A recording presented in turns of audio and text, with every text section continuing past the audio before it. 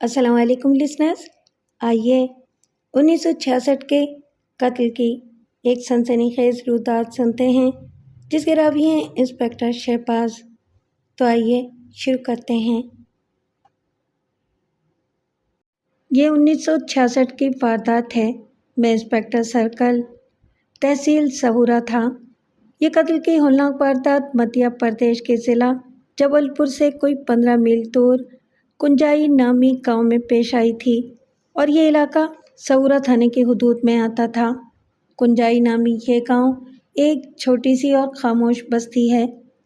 यहाँ की ज़िंदगी थकी मांदी रोज़मर्रा के मामूल में मशगूल रहती है और यहाँ कभी कोई ख़ास वाक़या पेश नहीं आया।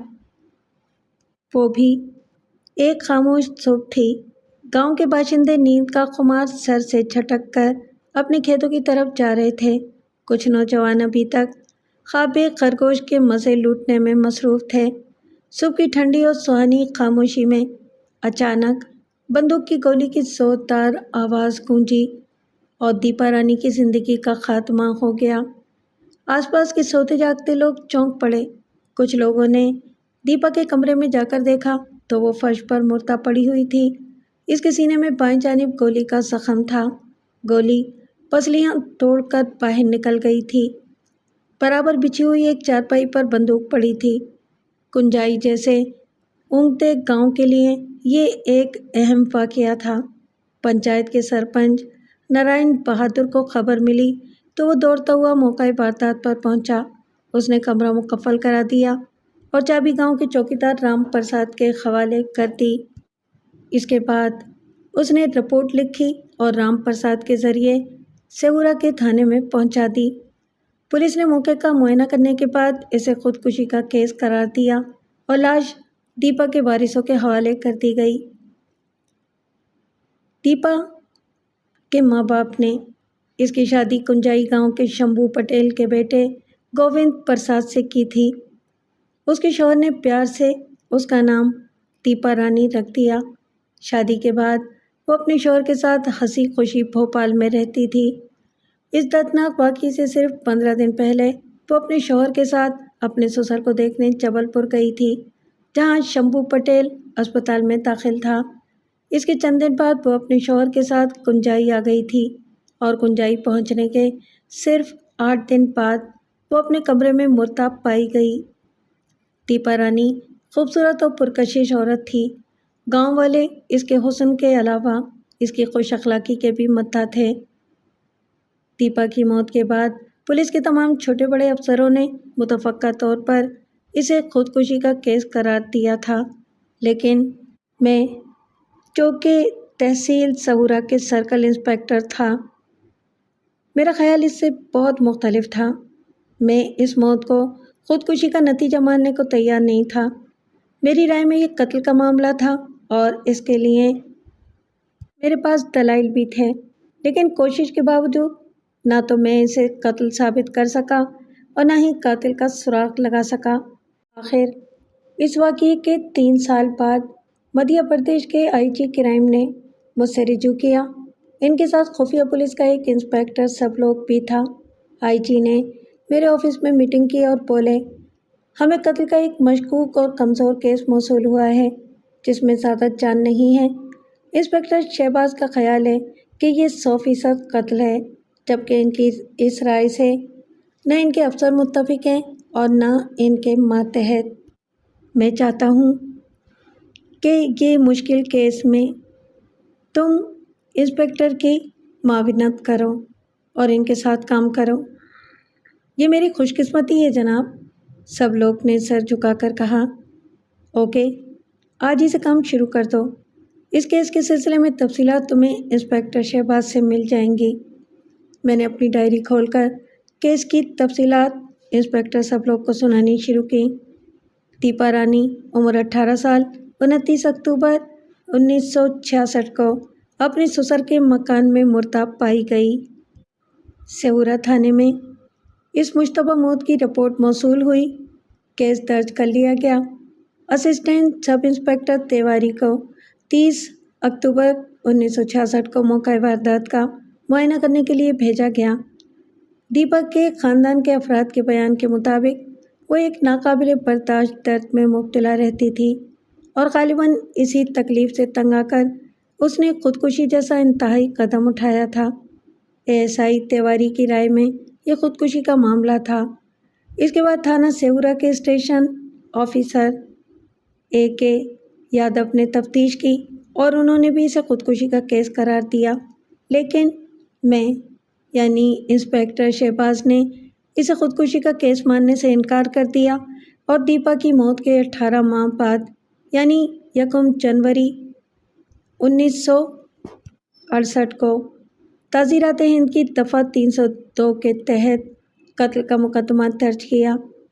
मकामी पुलिस इस मामले के इसरार पर से पर्दा उठाने में नाकाम रही तो केस DIG CID भोपाल को भेज दिया गया। बस ये तफसीलात थीं। दीपा की मौत को 3 साल का अरसा हो चुका था और इसकी पुरस्रार मौत या कत्ल का मुअम्मा हल करने का चैलेंज अब भी मेरे और इंस्पेक्टर सब लोग के सामने था। सब लोग और मैं इसी दिन रात की गाड़ी से जबलपुर रवाना हो गए।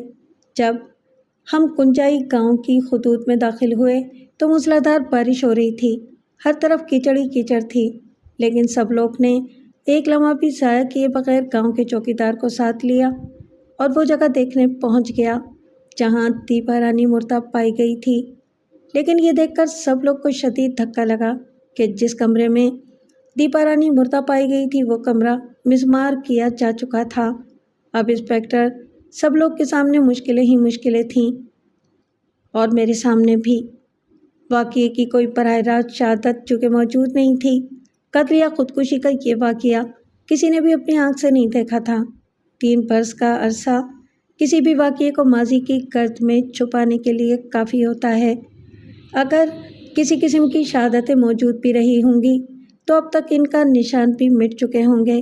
अब सब लोग को मुझको सिर्फ सुनाए वाक़यात की बुनियाद पर असल वारदात का ताना बाना बुनना था और हकीकत का चेहरा बेनकाब करना था।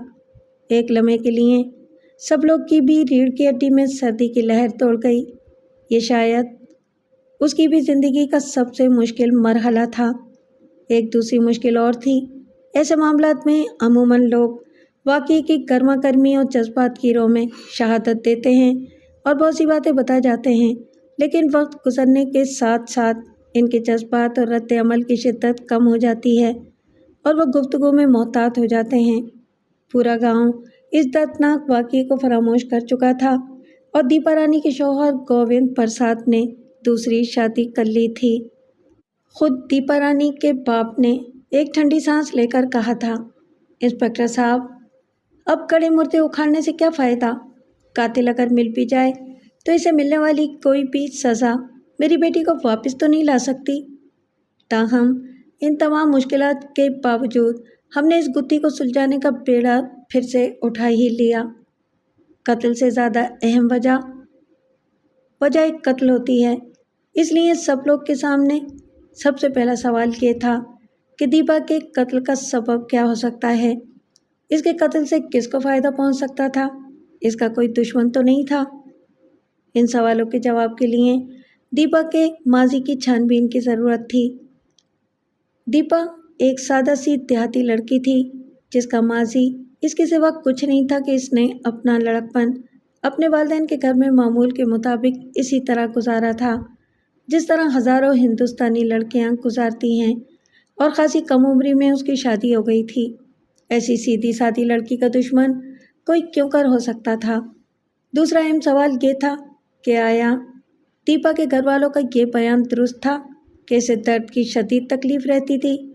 क्या वाकई वो किसी किस्म के मर्ज़ में मुब्तला थी? इस सवाल का जवाब भी इस पहेली को बूझने के लिए ज़रूरी था। इसके अलावा दीपा रानी बहुत खूबसूरत थी। क्या उसका हुस्न ही उसका दुश्मन नहीं बन गया था? सब लोग और मैंने सूरत हाल पर तबादला ख्याल किया और ये फैसला किया कि पंचायत के सरपंच नारायण बहादुर से एक बार फिर मिला जाए, शायद कोई काम की बात पता चल जाए। कुंजाई गांव भी नारायण की पंचायत के तहत ही आता था। जब नारायण बहादुर हमें दीपा की पुरस्कार मौत की وہی کہانی سنا چکا جو اس سے پہلے بھی مختلف لوگوں سے سن چکا تھا، تو سب لوگ نے اس سے اگلا سوال کیا، لاش کے پاس اس وقت کون کون موجود تھا؟ نارائن بہادر نے ایک لمحہ سوچا اور پھر بتایا، جب میں موقع واردات پر پہنچا تو وہاں بہت سے لوگ موجود تھے، کمرے کے اندر بھی اور باہر بھی۔ ان لوگوں میں مہادیو، سکھد پوری، رام تشال، کیسری بائی، چوکیدار رام پرساد اور بہت ساری عورتیں اور بچے شامل تھے۔ کیا تم نے کسی سے پوچھا کہ کیا واقعہ ہوا ہے؟ سب لوگ نے اس سے چرا کرتے ہوئے پوچھا۔ وہ میرے سامنے مری پڑی تھی، پھر مجھے پوچھنے کی کیا ضرورت تھی؟ نارائن بہادر نے قدرے جھلا کر جواب دیا۔ سب لوگ نے اس کی جھلاہٹ کا کوئی اثر نہیں لیا اور ذرا مضبوط لہجے میں پھر پوچھا، تم نے بھی دوسرے لوگوں کی طرح یقین کر لیا کہ دیپا رانی نے خودکشی کی تھی؟ نارائن نے سب لوگ کے لہجے کی درستی کو محسوس کر لیا۔ اس نے گلا صاف کیا اور بولا، نہیں، میں نے سکا رام سے پوچھا تھا کہ کیا ہوا ہے۔ سکا رام کون ہے؟ وہ گووند پرساد کے بڑے بھائی نیا لال کا بیٹا ہے۔ اس کی عمر کیا ہوگی؟ مجھے معلوم نہیں، ویسے وہ لڑکا ہی ہے۔ میں نے گہری نظر سے نارائن بہادر کے چہرے کو دیکھتے ہوئے سرسراتی ہوئی آواز میں کہا، کوئی خاص بات جو تم بتانا چاہو ہمارے اوپر بھروسہ کر کے؟ نارائن بہادر نے ذرا جھجک کر کہا، صاحب، سچی بات تو یہ ہے کہ مجھے بھی یقین نہیں آیا تھا کہ دیپا رانی نے خودکشی کی ہوگی۔ آخر ایک دبلی پتلی نازک اندام لڑکی اتنی بھاری بندوق کیسے چلا سکتی ہے؟ سب لوگ کے ہونٹوں پر ایک معنی خیز مسکراہٹ آ گئی۔ اس نے رازداری کے انداز میں کہا، دیکھو نارائن بہادر، تم سرپنچ ہو، گاؤں والوں کی نظر میں تمہارا بہت بڑا درجہ ہے، تمہیں قانون کی مدد کرنی چاہیے۔ میرا خیال ہے کہ کسی نے اس کو قتل کیا ہوگا، دیپا رانی کو۔ سکا رام نے؟ نارائن بہادر سب لوگ کے قریب کھسک کر اس کے کان میں سرگوشی کرتے ہوئے کہا، سکا رام رام چرن کا قریبی دوست ہے اور رام چرن دیپا رانی پر پوری طرح فدا تھا۔ وہ فوج میں ہے اور ظاہر ہے کہ بندوق رائفل چلانے میں ماہر ہوگا۔ سب لوگ نے نارائن بہادر کا شکریہ ادا کیا اور ہم چلے آئے۔ اس نے ایس آئی تیواری کے ذریعے ریکارڈ کیے ہوئے بیانات کا بغور مطالعہ کیا تو ہمیں ایک اور اہم بات یہ معلوم ہوئی کہ لاش کے پاس پہنچنے والے اولین لوگوں میں مہادیو، سنیل، کلا رام، بابو لال اور نارائن بہادر شامل تھے، اور ان میں سے کسی نے بھی رام چرن کا نام نہیں لیا تھا، نہ یہ کہا تھا کہ وہ موقع واردات پر موجود تھا۔ حالانکہ رام چرن بھی اسی خاندان کا ایک فرد تھا اور مقتولہ کا قریبی رشتہ دار بھی تھا۔ آج کل رام چرن رائے پور میں تعینات تھا۔ ہم نے رائے پور جا کر اس سے ملنے کا فیصلہ کیا، لیکن ابھی تو اس گاؤں کے ہی بہت سے لوگوں سے ملنا تھا۔ چھیدی لال وہ پہلا شخص تھا جس نے سرپنچ کو دیپا کے حادثے کی خبر دی تھی۔ چھیدی لال نے ہم کو بتایا کہ اسے اس واقعے کا علم اپنی بیوی سوشیلا کے ذریعے ہوا تھا۔ سوشیلا دیپا کے شوہر گووند پرساد کی قریبی عزیز تھی۔ سوشیلا کا بیان تھا کہ اس نے شمبھو پٹیل کے گھر کے پاس ایک لڑکی کو چلاتے سنا۔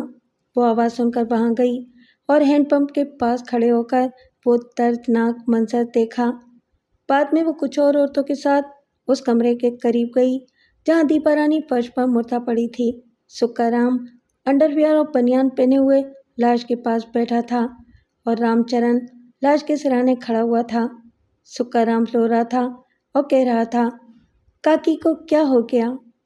اب ہمیں اس بات کا یقینی ثبوت مل گیا کہ رام چرن بھی موقع واردات پر موجود تھا۔ انسپکٹر سب لوگ نے رام چرن کے بارے میں معلومات اکٹھا کرنا شروع کی۔ اس وقت رام چرن کی بیوی اپنے مائکے جبل پور گئی ہوئی تھی۔ سب لوگ کو حیرت تھی کہ تفتیش کے پہلے مرحلے میں رام چرن سے کوئی پوچھ گچھ کیوں نہیں کی گئی تھی۔ کچھ لوگوں کے بیانات سے سب لوگ کو پتہ چلا کہ اس حادثے کے دن رام چرن کا رویہ بڑا مشکوک رہا تھا، حالانکہ وہ مقتولہ کے شوہر کا قریبی عزیز تھا۔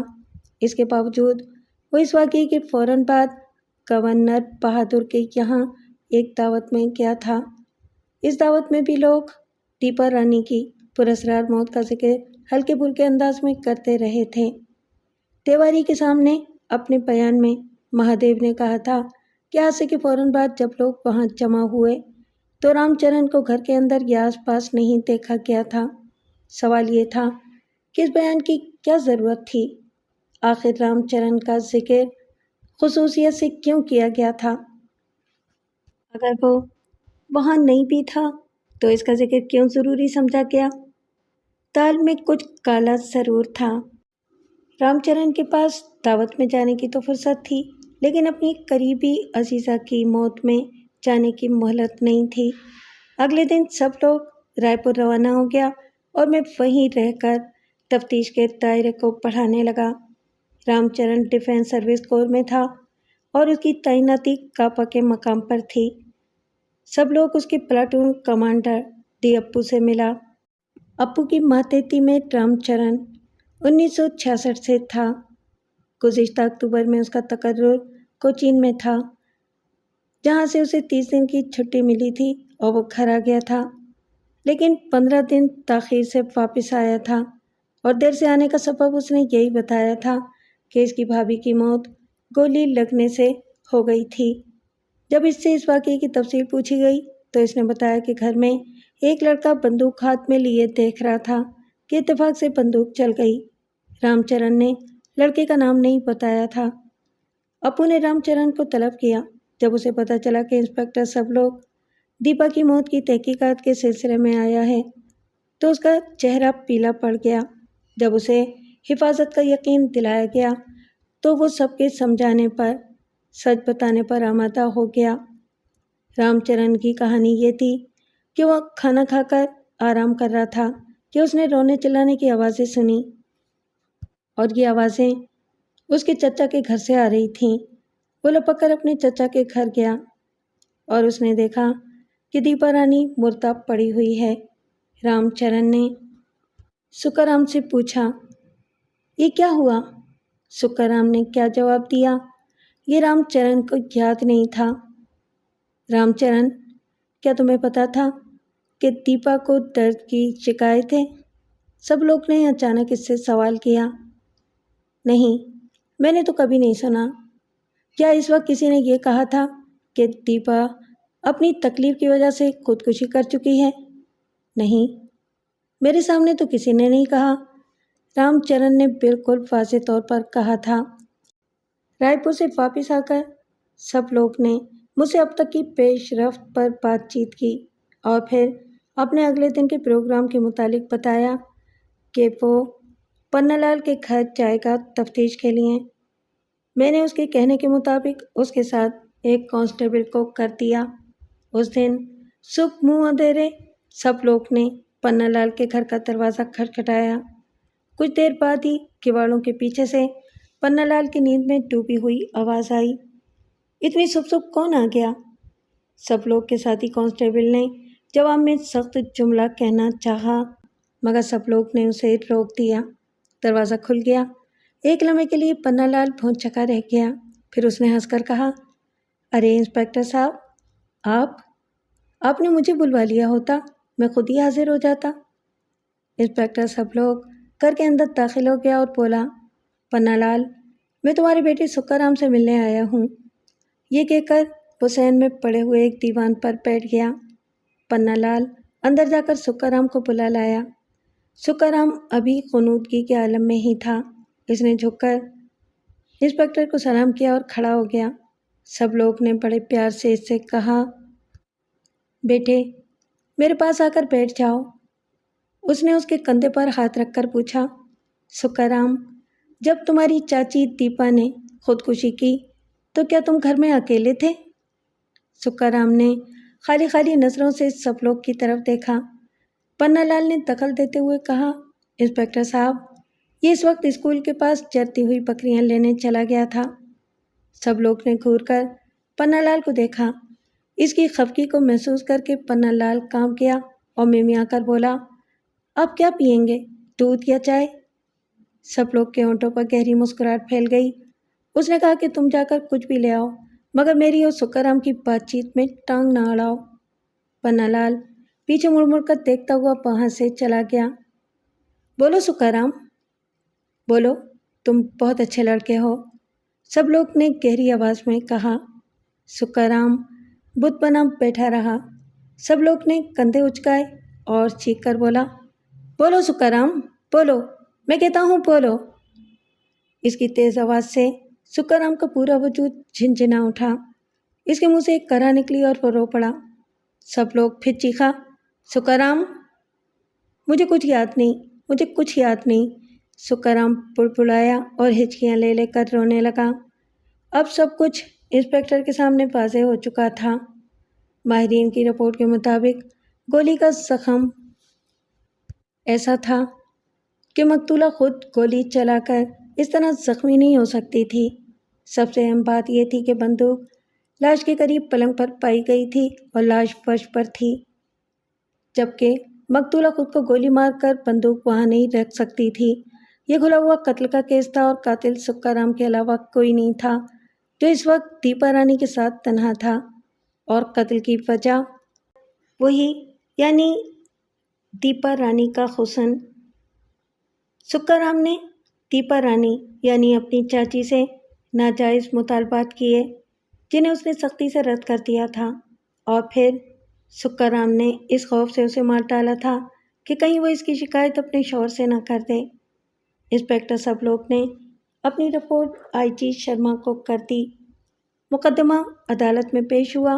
عدالت نے تعزیرات ہند کی دفعہ 302 کے تحت سکرام کو مجرم قرار دیا۔ فاضل جج نے ملزم سکرام کو عمر قید کی سزا سنائی۔ اس طرح دیپا رانی کے پراسرار قتل کا معمہ حل ہو گیا۔ اخبارات میں شیخ سرخیوں میں قاتل کی گرفتار ہونے کی خبریں شائع کی گئیں، اور وہیں اس بات کا بھی اعتراف کیا گیا کہ اصل داد و تحسین کے مستحق انسپکٹر شہباز خان ہیں، کیونکہ اگر وہ مسلسل اپنے شک کا اظہار نہ کرتے تو یہ مقدمہ دوبارہ کبھی شروع نہ کیا جاتا اور قاتل کو کبھی سزا نہیں مل سکتی تھی۔